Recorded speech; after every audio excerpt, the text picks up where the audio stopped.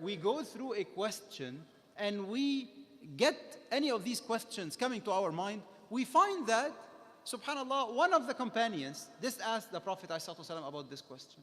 Or the Prophet ﷺ by himself did actually give that explanation of that specific verse and so on. And obviously, one of the biggest blessings upon us is our mother Aisha radiallahu anha.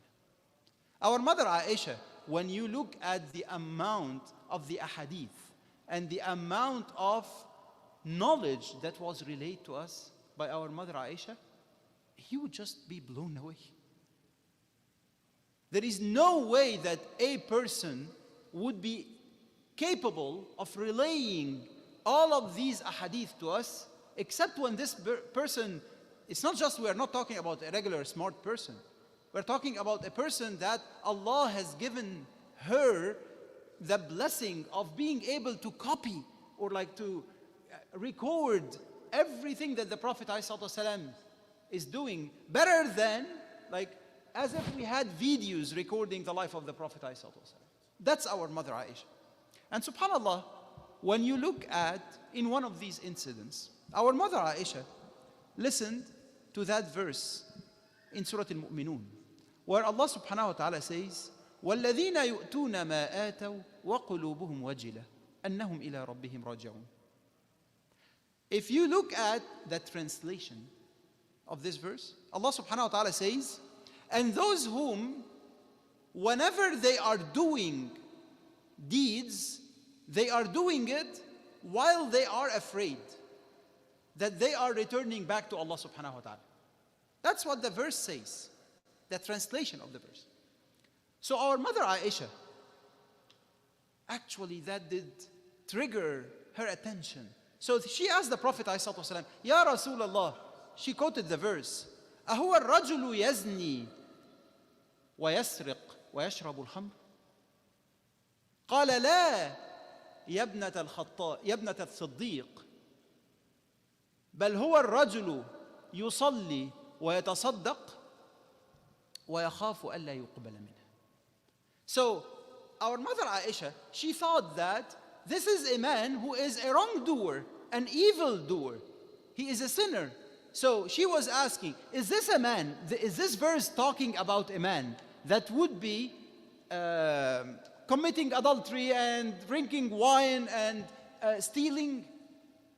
So the Prophet ﷺ told her, no, O Aisha, but this is the man who is fasting. يصوم ويصلي ويتصدق.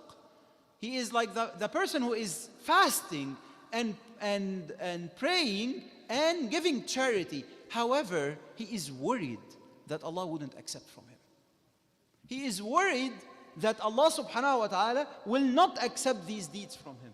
And that gets me to the point that I want to make today, which is each and every one of us would be doing deeds. Each and every one of us would be trying to get closer to Allah subhanahu wa ta'ala.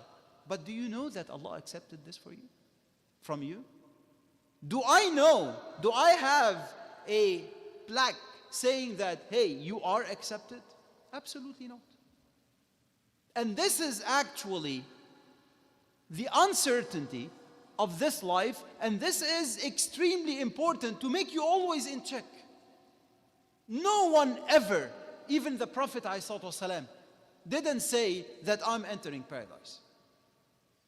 Except those that Allah subhanahu wa ta'ala, that the Prophet ﷺ did give them the glad tidings of paradise. No one could ever claim that I'm now, okay, I am among the people of paradise. No one could say this. Neither me nor you. The Prophet ﷺ swore by Allah subhanahu wa ta'ala, Wallahi la yadkhulu ahadukum al-jannata bi'amalihi. أو كما قال عليه الصلاة والسلام, I swear by Allah that none of you shall enter paradise with his own deeds. So the companions were really surprised. Neither you, O Messenger of Allah, ولا أنت يا رسول الله. It's a very logical question. He said, the Prophet ﷺ responded, neither me, except that Allah subhanahu wa ta'ala would bestow his mercy upon me. May Allah bestow his mercy upon me and you. So, if we know that you are not guaranteed paradise, if you know that you would keep working and working and excelling all the way till the angel of death would come to you, what would be your reaction? And that's the most important thing. Okay, now that we got to know the fact, what is your attitude? Well, your attitude here is actually exemplified in the hadith of the Prophet ﷺ, where the Prophet ﷺ says, اغتنم خمسا قبل خمس. Take benefit of 5 before 5. And the Prophet ﷺ enumerated your life and being healthy and your wealth and like having enough time to do something, having spare time and your youth time before any of the contrary happens to you. But the nice thing is Ibn Umar was the one who narrated this hadith. So Ibn Umar radiallahu anhu gave the commentary, which is actually, think of it as a way of life, this commentary. And if I am to summarize the commentary is just summarized in 2 words: sense of urgency. You need to live this life with a sense of urgency. A sense of urgency means you don't know what will happen in the next second. Hence, you need to benefit whatever second that you are living right now. And I mean it, going to the level of the second, not even the level of the minute. Ibn Umar, in the commentary of the hadith, of that hadith, very famous one, taking benefit of 5 before 5. Ibn Umar says, إِذَا أَصْبَحْتَ فَلَا تَنْتَظِرِ الْمَسَاءَ. If you are catching a morning, don't wait for the following night, because you don't know whether you are catching the following night or not. You don't know whether you will be awake or not. You don't know whether you will be alive or not. You don't know whether you will be on your feet or not. You don't know whether you will be at home or at a hospital. You don't know whether you will be conscious or in a coma. And more importantly, you don't know whether the angel of death will come to you in this morning or not. إذا أصبحت فلا تنتظر المساء وإذا أمسيت فلا تنتظر الصباح. And if you are to catch a night, now we are at night. Do you think that if there is an opportunity that arises in front of you to do a good deed, do you wait for the following morning? If the Sheikh comes to me right now, if Sheikh Muhammad comes to me right now, says like, hey, here is an opportunity to do this, I shouldn't tell him, let's wait for Fajr. Because simply, neither me nor him, we know that we are catching Fajr. وَخُذْ مِنْ صِحَّتِكَ لِمَرَضِكَ. And take benefit of your healthy time before you are sick. Because subhanAllah, each and every one of us is prone to being sick. Each and every one of us is prone to sickness, is prone to some sickness that would actually make him less capable or not capable at all to do the regular deeds that he is used to.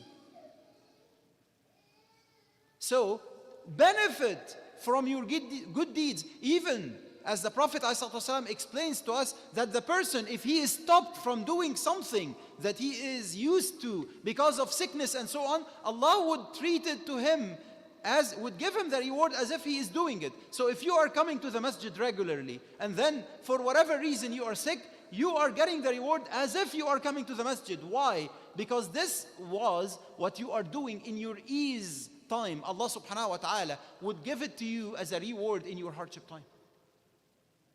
وَخُذْ مِنْ صِحَّتِكَ لِمَرَضِكَ وَمِنْ حَيَاتِكَ لِمَوْتِكَ. And benefit from your life before Allah takes it from you. So my brothers and sisters, the reminder here is very simple. Life is short. Everyone knows this. Everyone knows this fact.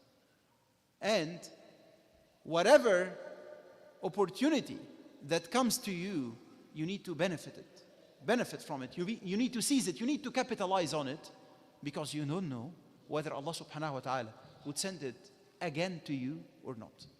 We ask Allah subhanahu wa ta'ala to be among those people whom whenever they listen to the truth, they follow the best out of it. أقول قولي هذا واستغفر الله لي ولكم فاستغفروه إنه هو الغفور الرحيم.